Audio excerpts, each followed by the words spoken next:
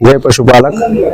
આજે ઈડર તાલુકાના જીંજવા ગામના સ્વર્ગસ્થ અશોકભાઈ ચૌધરી જે સાબર ડેરીના પાવદારાની રજૂઆત કરવા ગયેલ અને શહીદ થયેલ, એના દુઃખદ અવસાનની નોંધ લઈ સમાજના સૌ આગેવાનો ઈડર અર્બુદા સંસ્થામાં એકત્ર થયેલા, જેમાં અમારા 5 મુદ્દા હતા। સ્વર્ગસ્થ અશોકભાઈના પરિવારને સાબર સંઘ દ્વારા યોગ્ય વળતર સત્વરે ચૂકવવામાં આવે। બીજો મુદ્દો જે ભાવ વધારા માટેની રજૂઆત છે એમાં કોઈ ચોક્કસ આંદોલનની રૂપરેખા નક્કી થાય।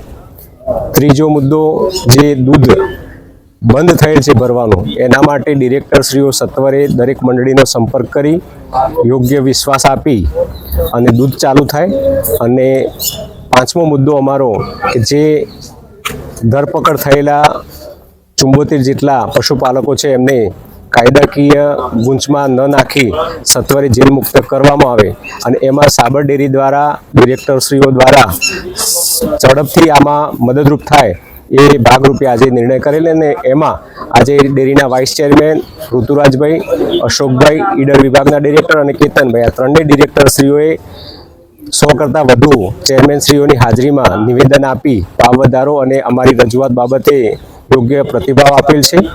આ આંદોલન હજુ ચાલુ રહેવાનું છે। હજુ ઘણી બધી બાબતો એવી છે કે જેની સ્પષ્ટતાની જરૂર છે, પરંતુ આજના દિવસે જે ગતિવિધિ થઈ એ આપ સમક્ષ મૂકીએ છીએ। ફરીથી સૌ પશુપાલક મિત્રોને ખાતરી આપીએ છીએ કે આંદોલન ચાલુ રહેશે અને હજુ ઘણા પ્રશ્નોની સ્પષ્ટતાઓ કરવાની છે, પરંતુ આપણે સૌ સંયમથી કાયદાકીય રીતે ક્યાંય ખોટું ન કરી, સંસ્થાને નુકસાન ન કરી અને બંધ કરેલ જે દૂધ છે એનું પણ સત્વરે સાબર ડેરી દ્વારા શરૂઆત કરી યોગ્ય નિકાલ કરવામાં આવે એવી વિનંતી છે।